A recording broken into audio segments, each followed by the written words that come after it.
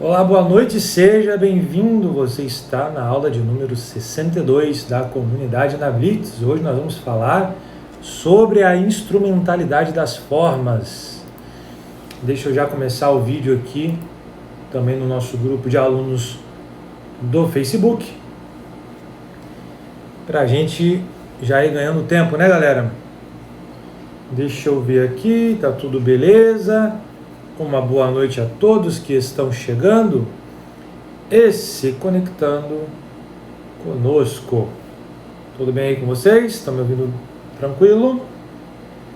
Lembrando que essa aula é a aula de número 62 da Comunidade na Blitz. Neste momento estamos ao vivo aqui no Instagram e também no Facebook, no grupo de alunos.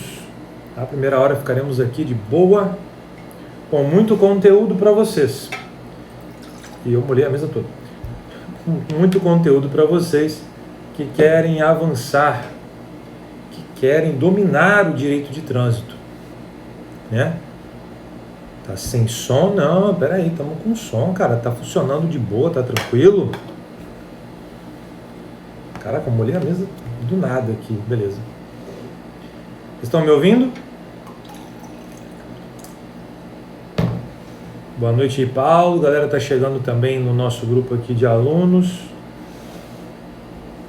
E vamos que vamos, né, galera? Uma boa noite aí para todos vocês que já estão ao vivo. Pelo que eu tô vendo, tá funcionando, tá tudo ok. Então nós vamos começar a nossa aulinha, tá, galera? Já vamos aí começar. Preste atenção, você que está aí comigo no Instagram, você que está no YouTube. Boa noite, Luciele, Paulo, boa noite, Décio, boa noite, Matias, Fred, Edvaldo, Luiz, Floriano, galera toda que está chegando aí, né? E já está me ouvindo muito bem. Pessoal, tema de hoje, aula 62, recurso contra a utilização da instrumentalidade das formas no processo de trânsito.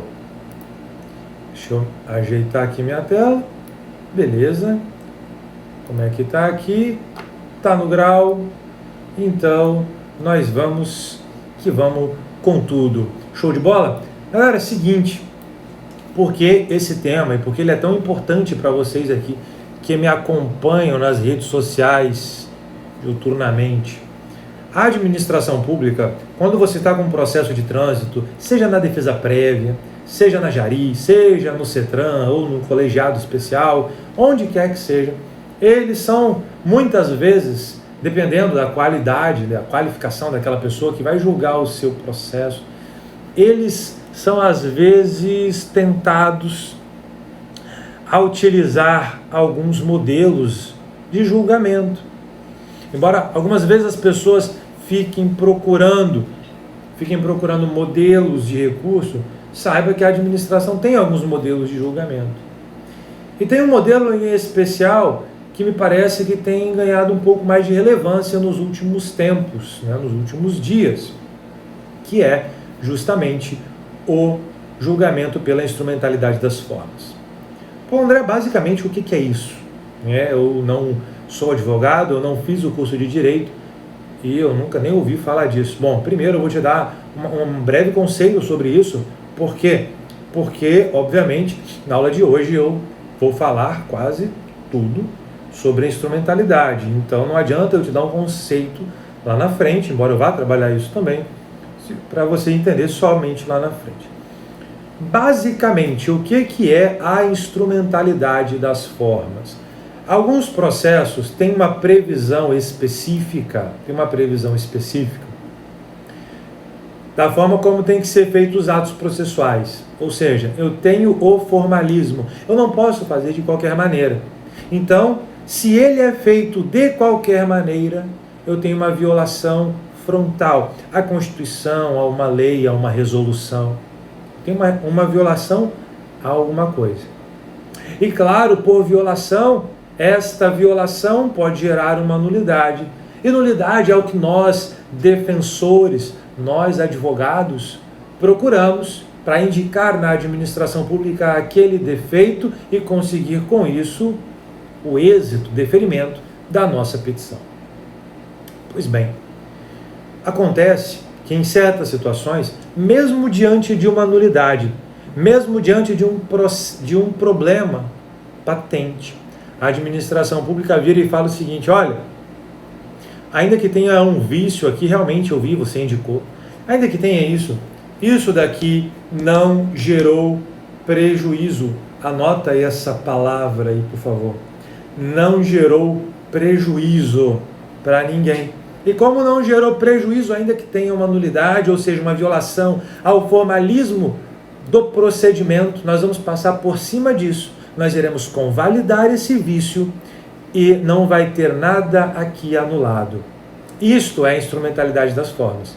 É você passar por cima de um erro procedimental, de um erro formal, para conseguir a finalidade do ato, seja uma punição, seja uma autorização, qualquer coisa, um ato constitutivo, declaratório. A instrumentalidade das formas serve exatamente para isso. Tudo bem? Então agora a gente já está aqui um pouco conceituado, você já entende sobre o que eu vou falar basicamente, e aí fica mais fácil da gente entender todo o contexto desta aula. Beleza? Instagram, estão me ouvindo bem? Estão vendo bem? Galera que está aqui comigo na comunidade, no grupo de alunos, está de boa também? Marquinhos, Sonilton, boa noite. Tá todo mundo de boa? Fala aí para mim, por favor, se você está me ouvindo legal, se está de boa para a gente continuar. Ótimo, tá perfeito. Então vamos que vamos. Primeira coisa, se a gente vai estudar sobre isso, para a gente conseguir combater, essa aula é para quê? Para você combater os julgamentos que utilizam a instrumentalidade, tá bom? Então não adianta eu simplesmente dar um conceito e falar assim, olha, você vai falar isso, de forma alguma. Por quê, né? Porque eu quero preparar o melhor, eu quero preparar você referência, você que certamente vai dominar tudo isso. Então eu vou te dar toda a teoria, vamos analisar um caso, nós vamos passar pela estratégia e no final a gente monta a nossa petição. É assim que funciona. Show? Então vamos lá. Primeira coisa, quando a gente fala de instrumentalidade das formas, eu preciso entender sobre o princípio do informalismo, né? Formalismo ou informalismo. Estou aqui para você, ó. Informalismo no processo de trânsito. Aí vem a primeira pergunta. Paulo André, deixa eu aumentar aqui, peraí. No processo de trânsito, aumentar minha letra, beleza. No processo de trânsito, vige o princípio do formalismo? Essa é a primeira pergunta que você tem que saber. Por quê? Porque se você entender que não tem princípio do formalismo, a instrumentalidade das formas ela será imbatível. Todavia, se você entender, não, Paulo André, o princípio do formalismo, ele é vigente, ele é atual, ele é específico. Do processo de trânsito vai ficar mais fácil da gente combater e eventualmente ganhar, reverter aquela decisão que foi contrária ao interesse dos nossos clientes, tá bom? Então vamos lá. Tem princípio do informalismo ou não? Primeira coisa, o CTB fala muito claramente sobre sobre o formalismo no processo. O CTB fala muito sobre isso? Não. O CTB ele é silente, né? O CTB ele fica na dele lá e não te dá muitas informações sobre esse princípio basilar. Ora, se eu tenho uma lacuna, vamos dizer assim, do CTB quanto a isso, onde é que eu posso buscar, então, informações? E aí você vai lembrar da aula 61 e da aula 60, tá? Das últimas semanas. Onde é que eu vou buscar informações sobre essa lacuna, sobre o princípio do formalismo? Se ele se aplica ou não, como é que eu posso aplicá-lo? Ora, nós vamos para onde? Para a legislação que vai ser subsidiária. Ora, se o CTB e mesmo as resoluções não tratam especificamente de um princípio chamado formalismo, eu vou na subsidiariedade, que está na 9784, conforme nós vimos nas aulas passadas. Lembra Artigo 1º da 9784, artigo 69 e artigo 2º. Fala muito disso, né? Ou seja, dos princípios. 1º, 69 e 2º. Show? Nessa sequência. Todavia, hoje nós vamos um pouco além dessa estrutura que nós montamos nas aulas anteriores. Hoje nós vamos pegar emprestado lá no artigo 22, lá na Lei 9784, o artigo 22. E o artigo 22 fala o seguinte, galera: os atos do processo administrativo não dependem de forma, olha bem, os atos do processo administrativo não dependem de forma determinada, senão quando a lei expressamente exigir. Então, a lei que nós vamos pegar aqui de forma emprestada, subsidiária, nós vamos lá no artigo 22, procurando a resposta sobre o formalismo, e ela vai nos informar o seguinte: olha, os atos do processo administrativo, eles não dependem de forma. Se não dependem de forma, eu vou colocar aqui em vermelho para você lembrar na sua revisão, tá? Que então ele fala que a regra é o informalismo. Show de bola, tá? Não tem uma forma determinada, senão quando a lei expressamente exigir. Ora, então peraí, muito embora a regra da 9784 seja falar que vige o princípio do informalismo, ela mesmo vem e adverte falando o seguinte: cara, vai ser informal a não ser que a lei fale o contrário. Se a lei exigir uma forma determinada, um procedimento determinado, esquece o informalismo e foca no formalismo, tá? Então nós teremos aqui a regra é o informalismo e a exceção é o formalismo. Formalismo. Aí nós vamos ter que pensar então o seguinte, tá, Paulo André? Pode ser informal ou pode ser formal, mas eu quero saber, no processo de trânsito, de uma forma ou de outra, qual é o princípio que tem vigência maior? Qual é a regra no trânsito? E aí nós vamos ver um pouco mais para frente, mas eu já vou colocar aqui esse gatilho para você, que no trânsito nós vamos sempre defender, nós quem? Os advogados de defesa, os especialistas da defesa, nós vamos sempre alegar e defender que no trânsito, no processo de trânsito, a regra é o formalismo. A regra é o formalismo. E guarda essa informação. Você que está me vendo agora aqui nessa gravação, guarde essa informação. Você vai defender condutores proprietários. A regra é o formalismo e não o informalismo. Nós vamos fazer então a concatenação da ausência de previsão específica no CTB, junto com o artigo 1º, 69, 2 e 22. Deixa eu botar aqui a sequência para você. Né? Já está nas aulas 61, eu acho, mas eu vou botar aqui de novo, tá? Sequência de artigos que devem ser citados referentes à Lei 9784. Nesse caso aqui, beleza? Artigo 1º, artigo 69, artigo 2 e 22. Tá? Essa é a sequência que nós vamos ter para essa aula aí. Eu não vou citar esses artigos textualmente. Hoje o que nos importa é o 22, porque a construção foi feita nas outras aulas, tá bom? Pois bem, só que, para a gente fazer aquele conteúdo de comunidade pesado, né, que vocês já conhecem, a gente precisa ir muito além disso aqui, mas muito além. Então, nós vamos dar um passeio agora, nós vamos dar um passeio pelo CPC, passeio rápido, tá? Mas um passeio importante. No artigo 188 do novo Código de Processo Civil, nós temos a seguinte previsão. Veja comigo. Os atos e os termos processuais, CPC, hein, galera? Independem de forma determinada, vírgula. Mas eu vou colocar um ponto aqui, tudo bem? Os atos e os termos processuais independem de forma determinada, ponto. Então, mais uma vez, agora o CPC vem falando com a gente, olha, no processo civil, na ação judicial, vamos entender que a regra é o informalismo. Independe de forma determinada. Só que, na verdade, não tem um ponto, tem uma vírgula. E aí ele fala, salvo quando a lei expressamente a exigir, vírgula, considerando-se válidos os que, realizados de outro modo, lhe preencham a finalidade essencial. Tá vendo essa palavra que eu marquei aqui para você agora, tá aparecendo aqui na sua tela? Tá vendo essa palavra? Finalidade. Essa palavra vai ser extremamente importante na última parte da nossa aula, quando a gente estiver montando a petição. Por quê? Porque você vai ter que entender não a finalidade, nesse caso, da administração pública. Não.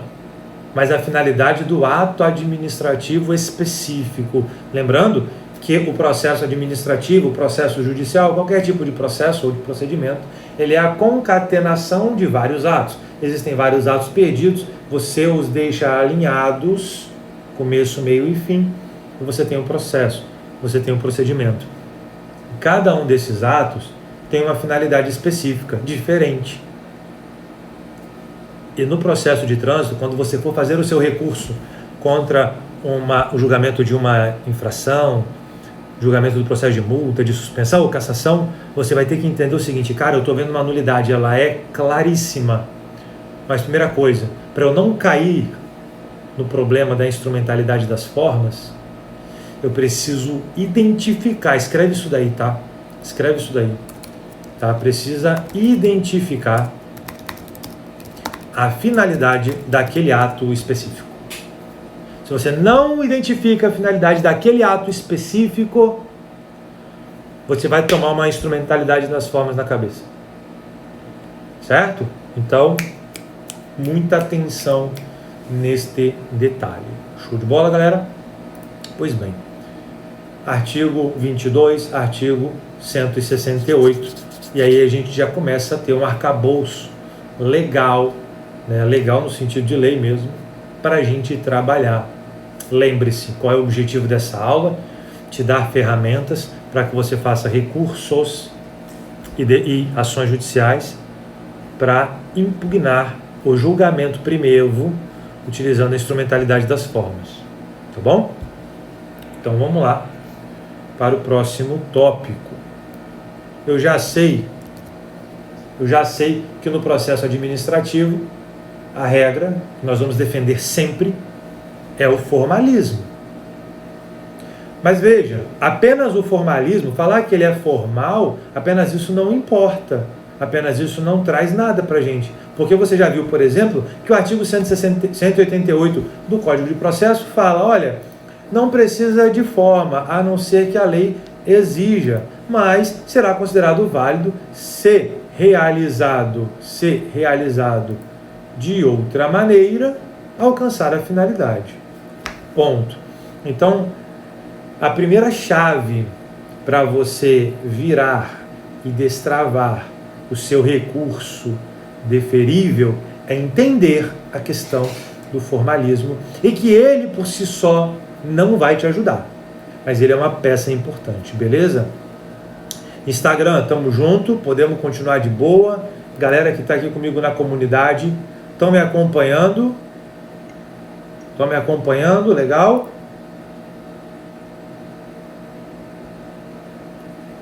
Que agora a gente vai para o segundo ponto. Qual que é o segundo ponto da nossa... Segundo, né? Deixa eu enumerar aqui. Então nós estamos aqui o primeiro, que é o princípio do informalismo. E vamos ao segundo, que é o segundo ponto, tá? É a importância, show de bola, a galera está me acompanhando legal, beleza. Segundo ponto é a importância da obediência à forma. Importância da obediência à forma. Eu quero que vocês prestem bem atenção, porque se você vacilar um segundo nessa aula, você não vai entender a linha que eu estou montando aqui para a sua tese. Primeiro eu falo princípio do formalismo,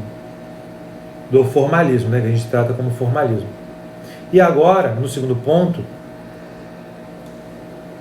não, ainda não é isso. Segundo ponto, eu coloco aqui a importância da obediência à forma. Tem o formalismo e agora eu falo, isso daqui não pode ser negligenciado pelos senhores, pela autoridade de trânsito, comissões, jari, CETRAN, de forma alguma. É necessária a obediência à forma, tá? E para isso nós vamos pedir aqui emprestado, né, os ensinamentos sempre importantíssimos de quem? De quem? Maria Silvia, doutora Maria Silvia Zanella de Pietro, tá bom? Uma administrativista de vanguarda, né, galera? Aqui eu vou citar para vocês, ó, beleza? Nós estamos aqui lá. Quando ela fala no livro dela sobre o princípio da obediência à forma e aos procedimentos. À forma e aos procedimentos. E aí ela fala o seguinte, porque nós vamos utilizar isso daqui nas peças.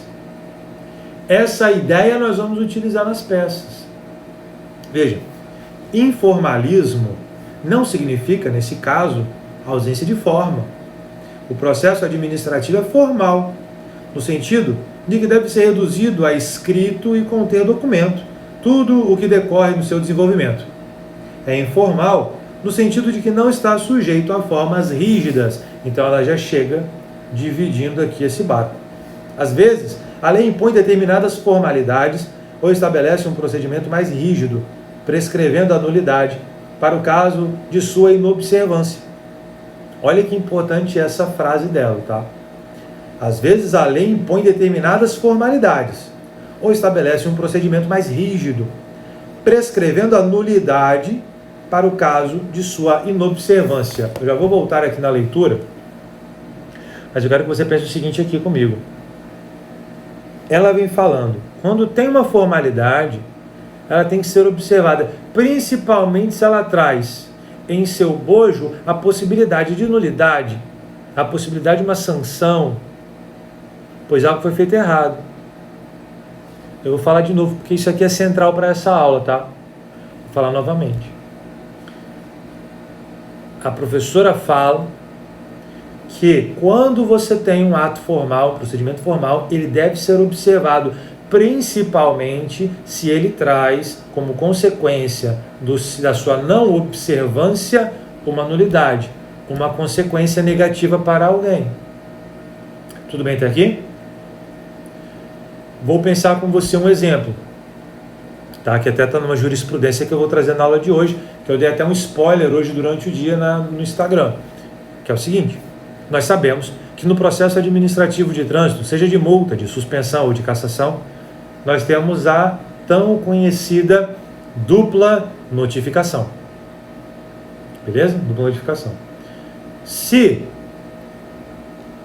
o proprietário, o condutor, ele é notificado na instauração do processo, ele é notificado na notificação de autuação ou de instauração do processo de suspensão de cassação, está tudo certo. Mas e se ele não é notificado da penalidade?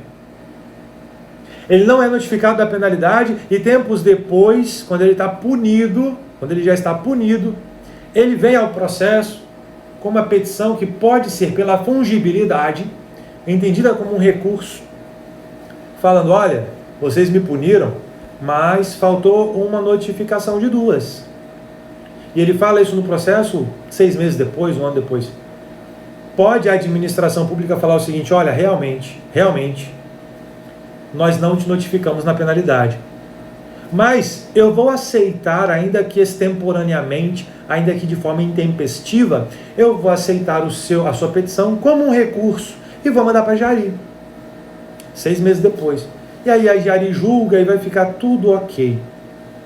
Você vai pensar, cara, ele pode fazer esse ato? Ele pode agir dessa maneira? Não pode. Por que não? Porque a lei é muito clara ao dizer que nós precisamos da dupla notificação. Não apenas ela, resoluções do CONTRAN, não apenas eles, o próprio STJ. Então, quando você tem esse arcabouço legal, que traz uma combinação de nulidade, ou seja, arquiva-se o processo administrativo de trânsito, pois houve uma violação da dupla notificação, não tem como utilizar a instrumentalidade das formas aqui. Por que não? Porque o processo ele é absolutamente formal. Você, quando se manifesta, fala que ele é formal e fala, seguindo aqui, por exemplo, as diretrizes da professora Maria Silvia, que é importante e indeclinável a obediência à forma. Tanto é que o próprio STJ já se manifesta nesse sentido.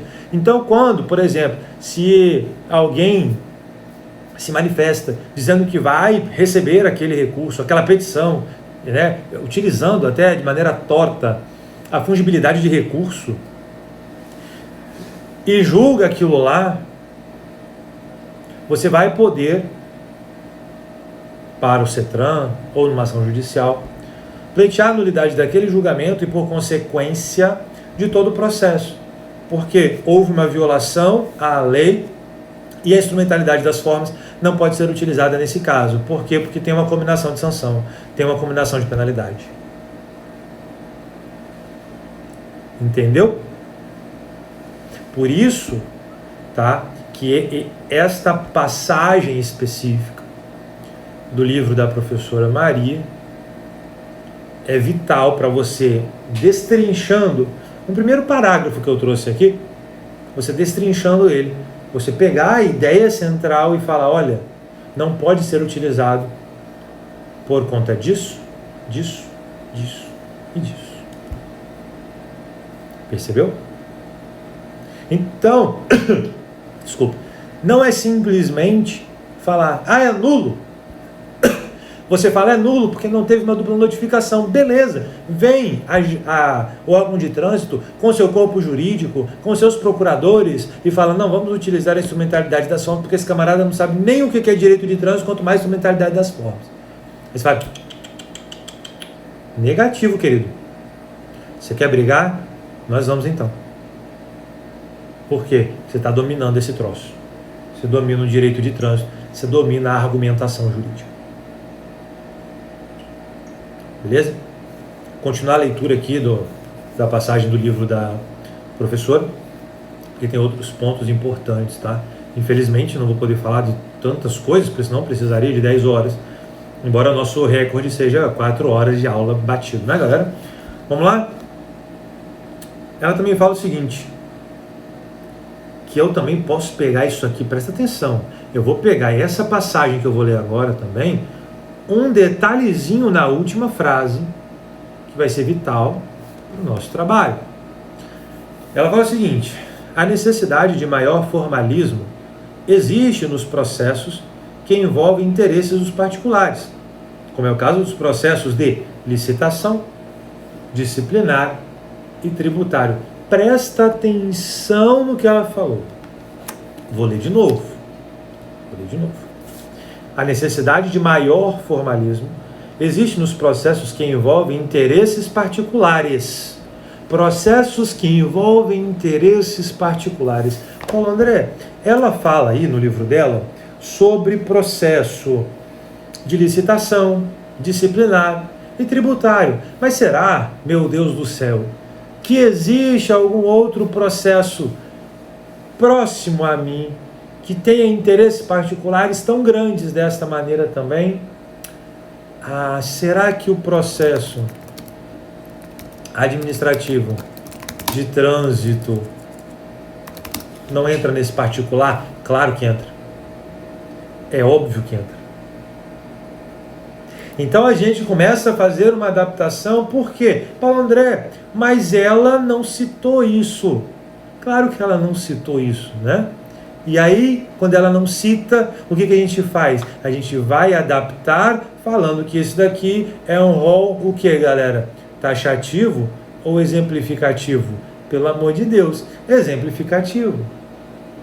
Ela falou, ela traz aqui algumas ideias de processos onde tem um interesse particular e ela traz 3, mas não coloca um ponto final. Portanto, eu posso botar muito bem o processo de trânsito neste contexto aqui. E aí eu trago a doutrina pesadíssima, né, da mestra aqui, da doutora Maria Zanella de Pietro, a meu favor. Vou trazer a meu favor o que ela falou, sem falar de trânsito. Entendeu? Por quê? Porque a gente é estratégico. A gente vai muito além do que está no CTB. Por isso que a gente consegue os resultados que nós temos nesse caso. Tá bom? Então, vamos lá. Aí ela falou disso, ponto. Nesses casos, trânsito, então, né?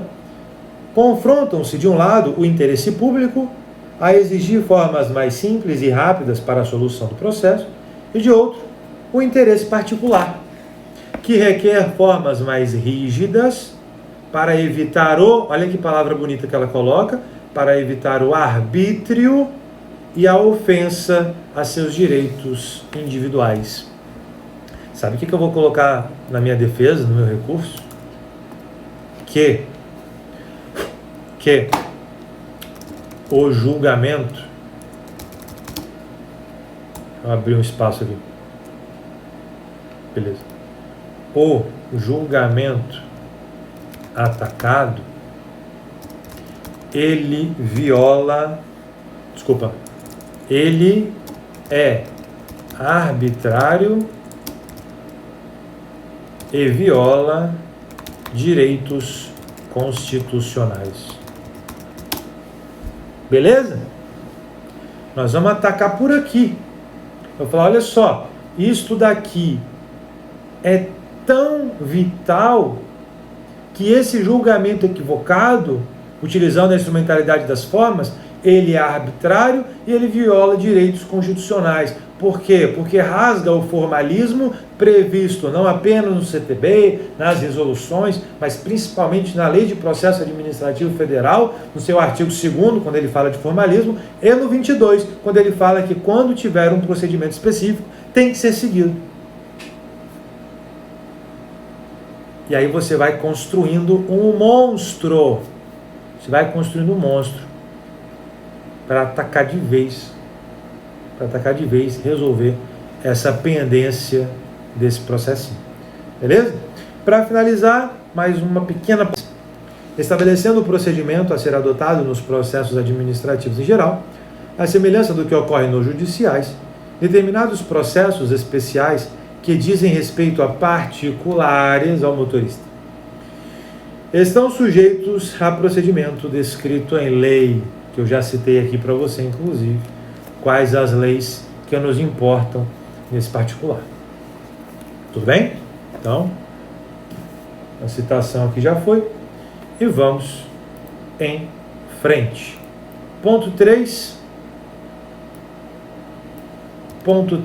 da nossa aula é o seguinte, anota aí, você que não é aluno da comunidade ainda e não está vendo aqui o material escrito, tá? Anote. O formalismo, acho que eu botei aqui peraí, deixa eu ver aqui. Princípio, beleza, aqui ó, principal ato do processo de trânsito, show. Então nós vamos falar sobre o formalismo no principal ato do processo administrativo de trânsito. Olha só, vários e vários atos do processo são importantes. O julgamento é um ato extremamente importante. Mas nós temos um ato, na minha concepção, que é o mais importante. Qual que é o ato mais importante de qualquer processo administrativo de trânsito? O AIT, o auto de infração de trânsito. Por quê, Paulo André? Porque sem auto de infração de trânsito, eu não vou ter processo de multa. Não vou ter.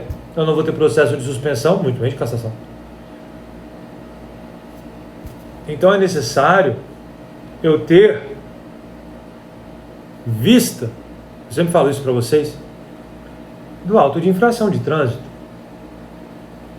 Se eu não tenho conhecimento, se eu não domino os campos, os blocos daquele ato, como é que você vai ver se existe ou não uma nulidade no centro, no âmago de um processo? que é derivado do auto. Percebe? Então, quando eu falo do principal ato do processo administrativo, vai ser o auto de infração. E como é que o formalismo, né, ele atua nesse ato? Bom, o AIT, como vocês sabem, ele é um ato administrativo totalmente formal. É isso aí. Ele é a peça acusatória. E conforme eu já falei também, tem um monte de gente que erra porque fica fazendo defesa e recurso contra a notificação. Cara, se você está num processo de multa, você não vai fazer defesa contra a notificação, você vai fazer contra o ato acusatório, contra o ataque. Qual que é o ataque? O auto de infração. Né? Então, eu fiz uma defesa aqui de um processo de multa. Cadê o auto? Não, o meu cliente só deu isso aqui, ó, notificação. Eu falei assim, cara, tá tudo errado. Então você não fez defesa de nada. Você pegou um modelo qualquer e botou o nome dele. Foi isso que você fez. Foi isso que você fez. Tá? Então, não vamos dar esse mole aí, né? Pelo amor de Deus. Então vamos lá. O auto de infração é o principal ato. Ele é totalmente formal. É impossível você aceitar o informalismo no processo de trânsito, especificamente no auto de infração. Não tem como você pegar um auto e falar, isso aqui você pode fazer de qualquer forma. Isso não existe. Então esse ato, que é o principal do processo, ele é totalmente formal. E ele deve obedecer requisitos previstos em pelo menos 3 lugares. Ele tem que obedecer requisitos previstos em pelo menos 3 lugares. Que lugares são esses, Paulo André? Artigo 280. Deixa eu botar aqui para vocês. Artigo 280 do CTB. As fichas do Manual Brasileiro de Fiscalização de Trânsito, se existir para aquela infração específica, e a portaria 59 do Denatran. O principal ato dos meus processos, que é o auto de infração de trânsito, ele tem que ser analisado de acordo com o artigo 280, as fichas, né, ou a ficha dele especificamente, e a portaria 59 do Denatran. Se comer mosca em algum desses aí, pode ter um erro que você simplesmente não viu. Vamos pegar aqui alguns exemplos. Trouxe aqui para vocês alguns exemplos. Colocando na tela aqui. Ó. Eu trouxe aqui blocos e campos do auto de infração. Está aqui na tela. Para quem está assistindo pela comunidade, está aqui na tela. E ele fala o seguinte: bloco 1, identificação da autuação. Campo 1, código do órgão autuador. Código do órgão autuador. O código do órgão autuador é um campo obrigatório. Ó, campo obrigatório.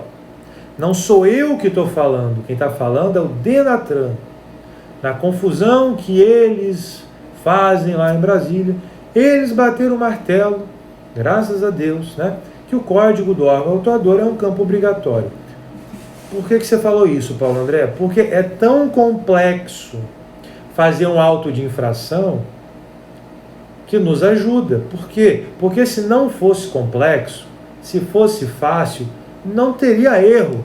Se não tem erro, desculpa, você não tem cliente, não faz sentido eu estar aqui. Tá? Então a realidade é, sim, precisamos de clientes, e sim, quanto mais complexo, quanto mais portaria, quanto mais resolução, quanto mais loucuras existirem, melhor para a gente. Por quê? Porque você acha que a administração, que os administradores, servidores, estudam como você, honestamente?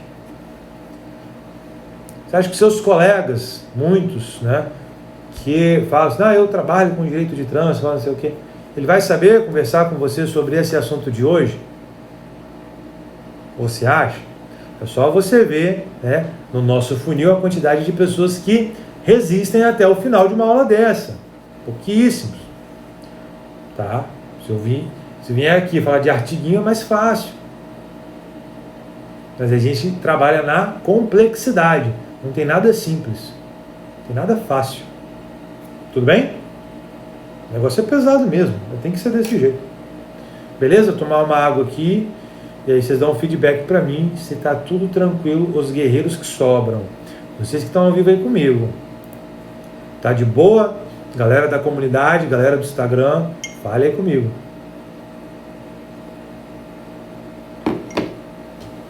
Preciso de água aqui que eu tô falando pra caramba hoje.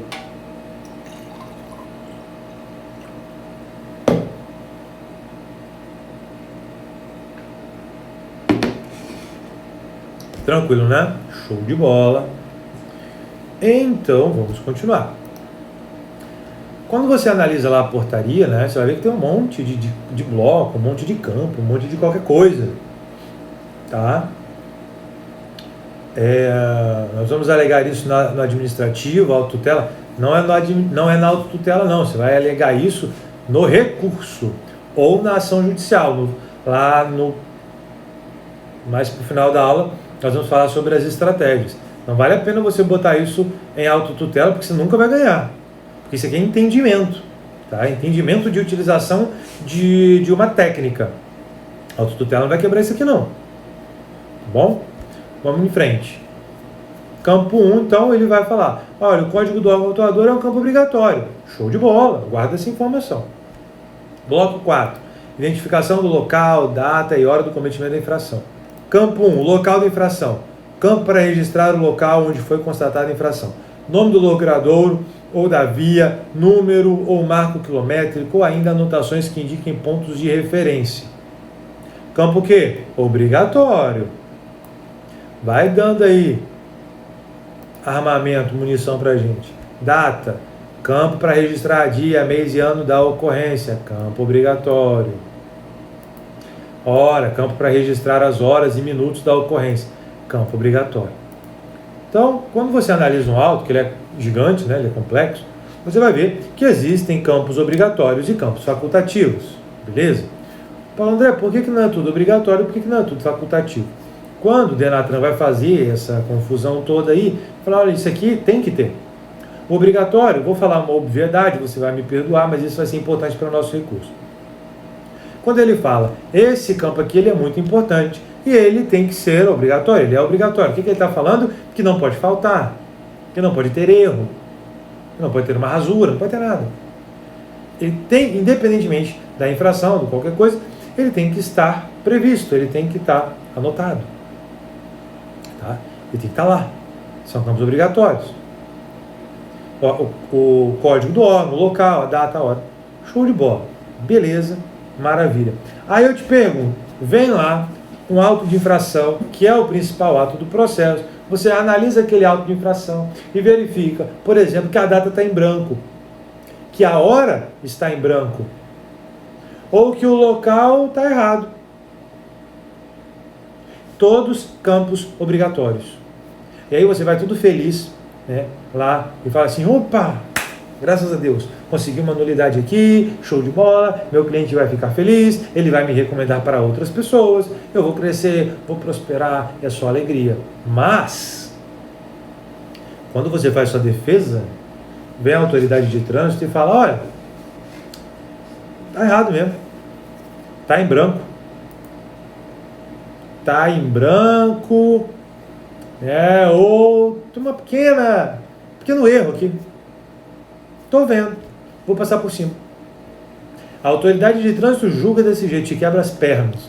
Por que ela fez isso? Porque ela está usando a técnica da instrumentalidade, das formas, que ela fala, ainda que a forma exija a obrigatoriedade e o auto de infração seja um ato formal, eu entendo que não está tendo muito prejuízo para você, então eu vou manter isso daqui, você está multado e ponto, acabou.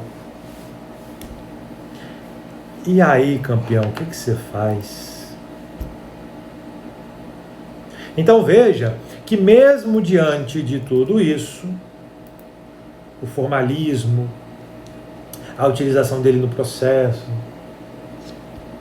a observância dele, a formalidade de um auto de infração, campos obrigatórios, mesmo assim, você pode ter um grande problema, que é o ponto 4 aqui, apenas para tangenciar. o ponto 4, que eu boto que é o grande problema, tá tudo certinho na sua defesa, tudo organizado.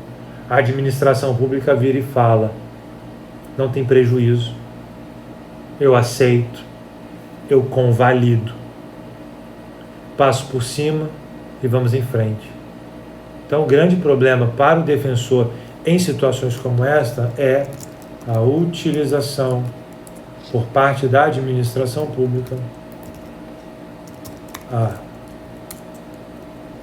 utilização da instrumentalidade das formas. Porque ele vai fazer isso, ele vai falar isso para você e você vai poder fazer nada naquele momento. Porque é uma técnica aceitável no Brasil. Ela está prevista expressamente no CPC, inclusive, que é um padrão para ser seguido muito de perto pela administração, nos processos. E o que você faz nesse caso? Esse é o grande problema. Então, nós identificamos aqui, veja bem, na aula, identificamos o princípio do formalismo, a importância da obediência à forma, o formalismo no principal ato do processo administrativo de trânsito. E vejam que aqui eu citei o formalismo no AIT, mas o formalismo ele tem que estar em quase todos os atos desse grande e complexo processo de trânsito.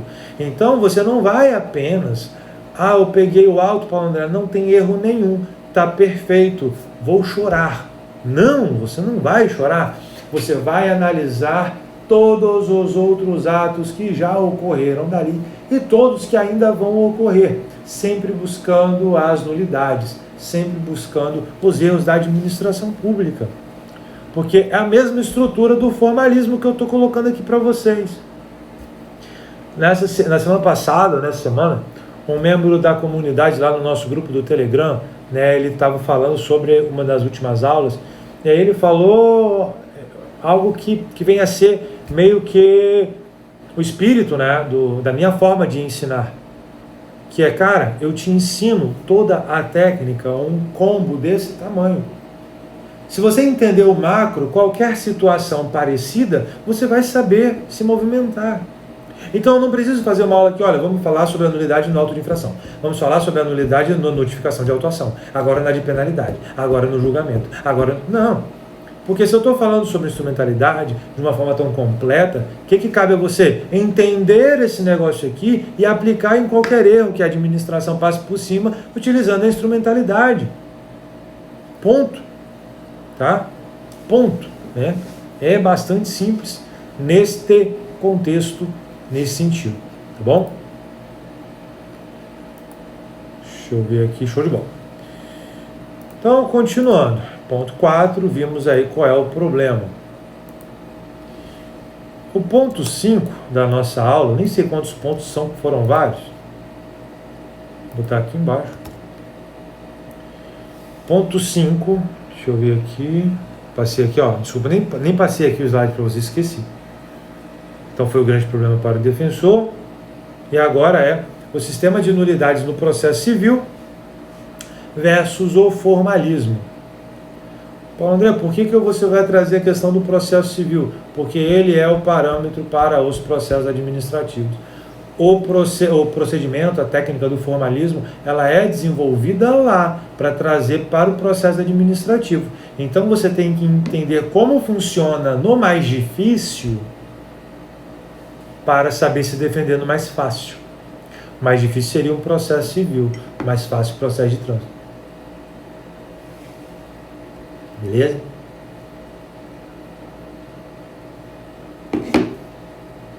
Então vamos lá. Primeira coisa, artigo 277 do Código, vamos lá. Artigo 277 do CPC. Quando a lei prescrever determinada forma, o juiz considerará válido o ato, se realizado de outro modo, lhe alcançar a finalidade. Vou repetir essa leitura, pois ela é muito importante. Quando a lei prescrever determinada forma, faça desse jeito. O juiz considerará válido o ato, se realizado de outra maneira, que não aquele prevista na lei, esse ato alcançar a finalidade. Lembra que eu falei para você, esta palavrinha finalidade será central na nossa aula. Artigo 277. Beleza? É formal. Foi feito de outro jeito. Atendeu a finalidade? Eu aceito. Então nós já sabemos o quê? Que quando isso for aplicado no processo administrativo, para que tenha uma base de legalidade mínima, o julgador, defesa, prévia, jari, etc., ele deverá demonstrar que a finalidade daquele ato foi alcançada. Porque se o julgador fala, não, eu vou manter esse ato nulo, mas ele não demonstra que a finalidade foi alcançada, aí você já tem uma base boa ali para quebrar os caras também. Tá bom? Artigo 277. Aí eu vou trazer mais uma citação para você pequena, tá? Do volume 1, do professor Fred Didier, né? Aqui, ó. Tá bom? Volume 1 do Fred Didier. Vai falar para você o seguinte: não há invalidade. Ele vai estar, obviamente, de acordo com o artigo 277 do Código de Processo. E o tópico que ele coloca aqui, tá? Eu vou ler só 2 parágrafos, não há invalidade, não há nulidade se não tiver prejuízo. Atenção, não há nulidade se não tem prejuízo. A invalidade processual é sanção que somente pode ser aplicada se houver a conjugação do defeito do ato processual, pouco importando a gravidade do defeito, com a existência de prejuízo. Então ele vem falando o seguinte, ele fala assim, ó, requisitos para a nulidade, ou seja, impossibilidade de usar a instrumentalidade. E aí ele vem falar o seguinte, que você precisa da conjugação do defeito mais prejuízo, tá? Mais prejuízo.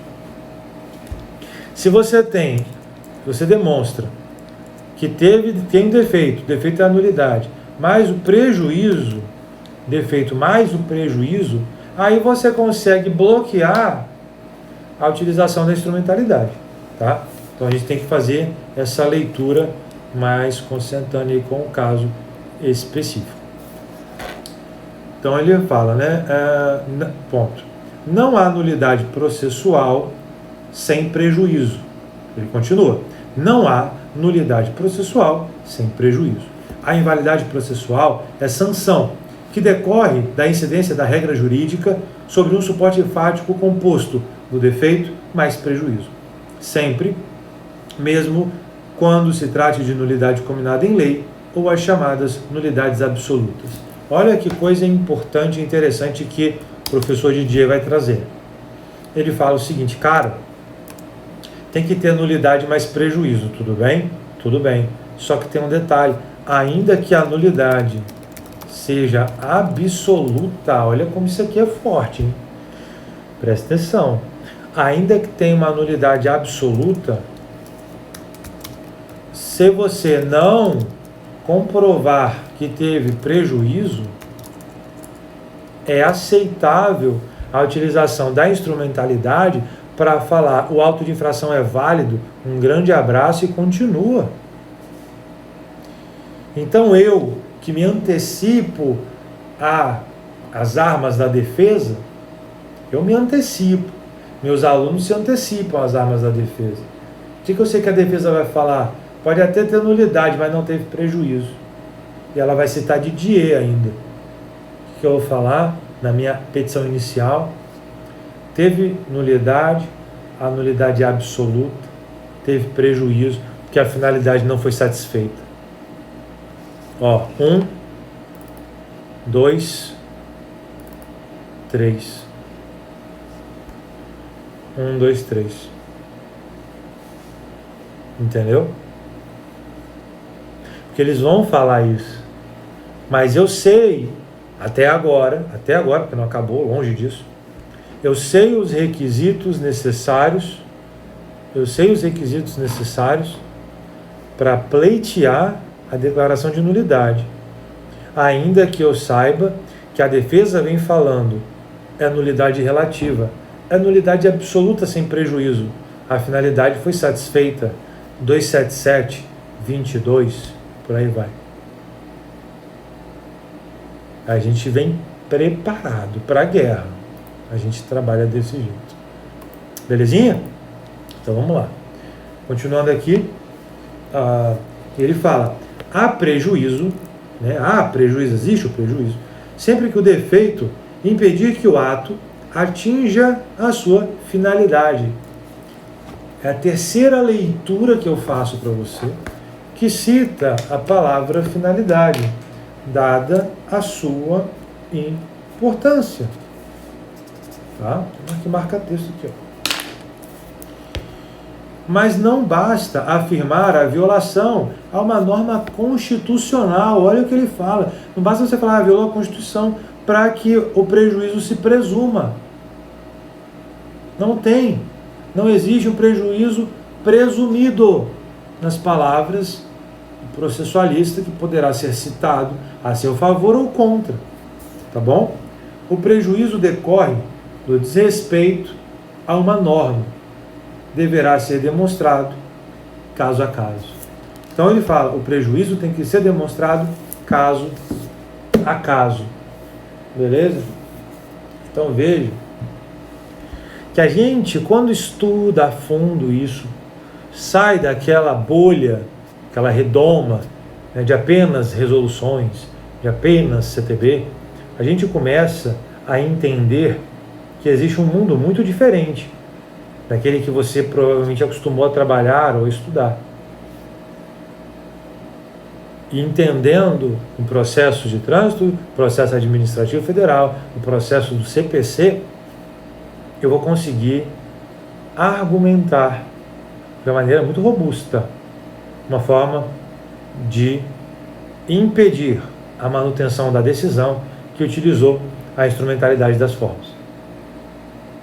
Tudo bem? Tranquilo, né? Sigamos. Dito isso, para deixar esse material sempre o mais completo do universo, né? Ponto 6, a instrumentalidade das formas. Veja, eu vim construindo, né, com você aqui, ponto a ponto, vários detalhes da instrumentalidade sem tocá-la de forma direta.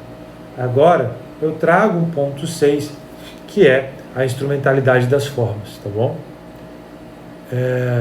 Pessoal, falta no Instagram aqui, a nossa 1 hora da aula, faltam apenas 2 minutinhos, tá? Depois de 2 minutos, a live vai cair. Se você é aluno lá da comunidade, vá para o nosso grupo lá do Facebook, tem uma galera lá, e assista por lá a continuação desta aula. Porque ainda temos que falar sobre a instrumentalidade das formas. Nós vamos entrar em mais uma doutrina do professor Cássio Scarpinella Bueno, doutrina pesada também sobre isso. Depois nós vamos falar, eu vou trazer duas jurisprudências para vocês, uma falando da jurisprudência aplicando a amplitude da instrumentalidade das formas e outra impedindo a instrumentalidade das formas. Depois nós vamos ver como superar a instrumentalidade das formas, como que é impossível fazer a convalidação administrativa, estudar um caso concreto, ver a estratégia do caso concreto e montar a petição. Então tem tudo isso ainda aí hoje nessa aula, tá bom? Vamos continuar lá no grupo de membros da comunidade, assim que cair aqui vai dar 1 horinha. Show de bola? Então vamos lá. Onde que eu parei? Show. Me achei. Então, a instrumentalidade das formas. Primeira coisa, a instrumentalidade das formas, ela também é chamada de princípio, né, do prejuízo ou do não prejuízo, tá? Vai depender aí. Cada um chama de um jeito diferente, né? Mas por que tratam o princípio do prejuízo? Porque eles falam, se não tem prejuízo, aplica. Se não tem prejuízo, aplica. Tudo bem? Vai cair aqui no